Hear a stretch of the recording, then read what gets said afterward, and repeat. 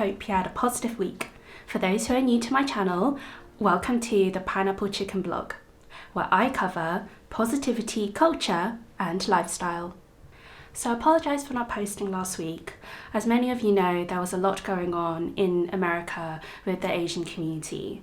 I'm not going to talk about it much here because this is not the platform that I really express my feelings, but do check out my Instagram if you do want to learn more, and there's lots of resources online. But for those who are interested, I did write a post last week on UK ISAs and how to make the most of your allowance of £20,000 before the tax year end. So if that's of interest, I've put the link down below so that you can check it out. So this week, we're going to continue the money relationship series. So for those who didn't see my video before, do check it out as I ask, what is your relationship with money? This week, we're going to continue on that theme and use how to build healthy relationships with people and how that can apply to your relationship with money so that it can become a zen and loving one. So without further ado, I'm going to share 5 tips on how to build a loving relationship with money. So tip number 1 is all about your relationship with money and the history you have with money. Similar to my previous video, we really need to delve into those deeper feelings we have and have an introspective look and be honest with ourselves on how we feel about it. And that goes with any other relationship that you have with people. We need to know who we are and how we feel about someone or something before we can move forward. So if you think back to your childhood or think back to maybe in your teens or 20s, how did you feel about money? Did you live in a household where money was tight, or your parents were working really long hours to make ends meet? Or did you have a really comfortable relationship with money, or it wasn't a worry within your household, or it wasn't discussed very much in your household?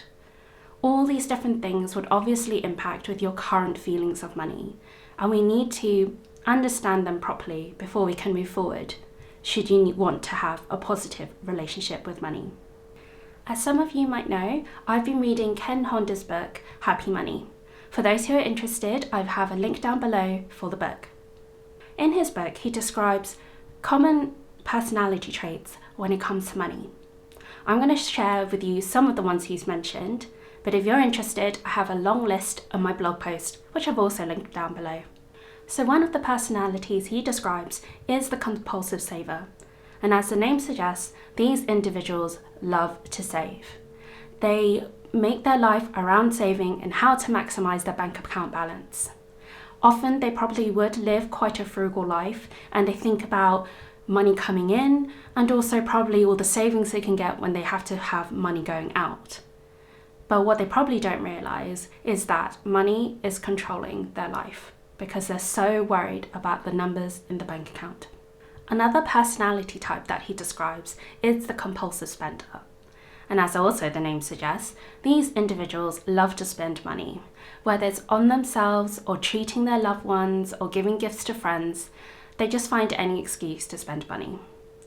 This is probably something that I can understand because I really do enjoy spending money.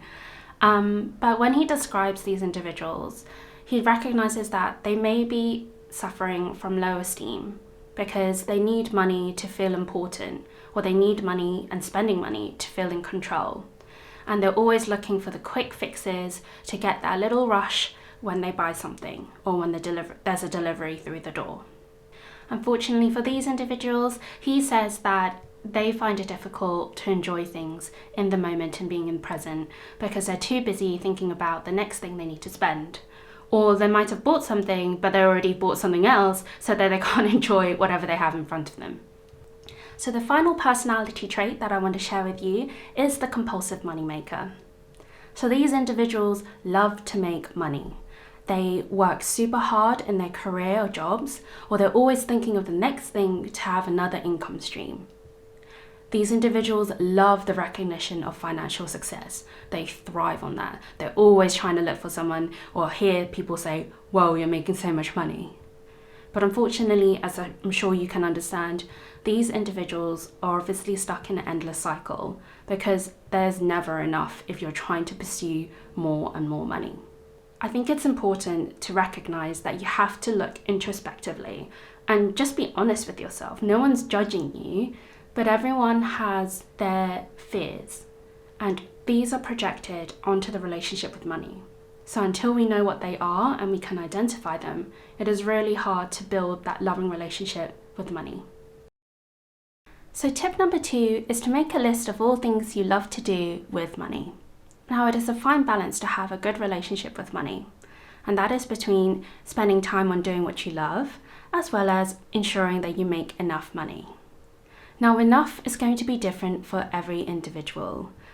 Your level of enough money is probably very different from what I think is enough money. So the key takeaway is not the amount of money that you're making and comparing to the Joneses and comparing to your neighbours and friends. It is you to understand what is enough. And by making a list of things that you love, you probably can work out what is enough for you and how you can have a sustainable relationship with money. So whether you like spending it, saving it, or making it, you know what level you can be happy and content with. So I want to urge you to think about how can you build a curated life.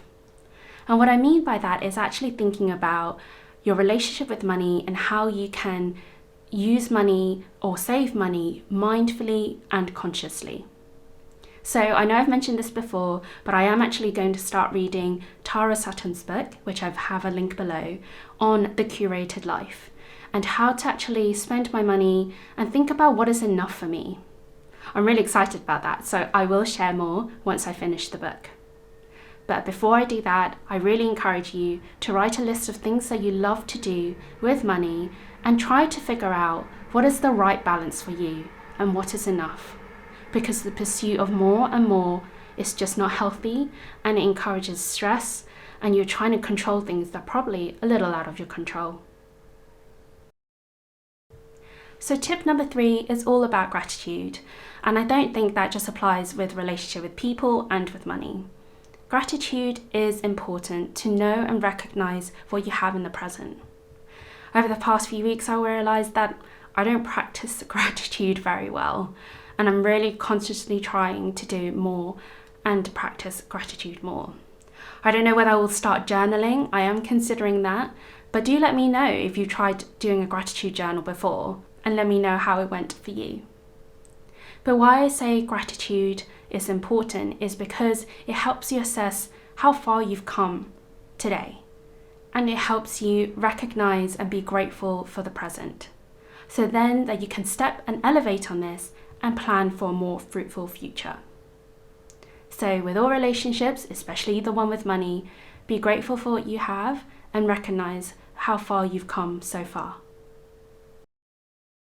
So tip number 4 is all about giving and receiving money. Like any relationship, giving and receiving love is very, very important, and it is a fine balance between the two. So when we talk about receiving money, what I'm trying to say is enjoy that moment when you receive money, whether it's a gift, such as money in the birthday card or money for Lunar New Year. Enjoy that moment and just be thankful to whoever's given you that present. Also enjoy the moment when the salary hits your bank account after a month's worth of hard work. What's important is that when you receive money, we shouldn't be embarrassed by it. We should enjoy the moment. And that's what money is about. We shouldn't be scared to enjoy it, but it's just making sure we don't brag about it. That is the big difference. And when it comes to giving money, just like giving love to others, it is super rewarding and positive. Now, I'm not saying that you need to give your wealth away to charities and foundations, but it's also thinking about consciously spending, which I mentioned before. Spend it on things you truly love, spend it on businesses that you care about, or even giving your money away to charities and foundations to tackle social issues you care about. So tip number 5 is all about trusting the flow of money. When falling in love with money and having a positive relationship with money, it requires acceptance and willingness to believe that there's actually a future with money. Now, this is a really difficult concept to grasp for me. I'm a very risk-averse person, and it feels quite frivolous to just believe that money will flow. We have to believe that there is actually a future with money. We can't constantly stress about the future and constantly worry about things we might not yet be able to control, just like with any relationship. You can't guarantee your relationship will be forever with your boyfriend or girlfriend or whoever that might be. There's an element of trust there that actually, yes, if I keep working on it now, there will be a future. And that's exactly the same with money. We need to get to a stage where we just kind of accept that relationship and kind of trust it and be willing to believe that money will come. I mean, for most of us, that's probably not too difficult if you do have a job. I know that there's a lot of stresses that's coming with the pandemic now, but having a positive relationship with money, we also have to trust that it will eventually flow back to you. So that's it for now, and thank you for reaching the end. If you liked the video, please hit the thumbs up button and consider subscribing to my channel. Until then, with sweet and sour love.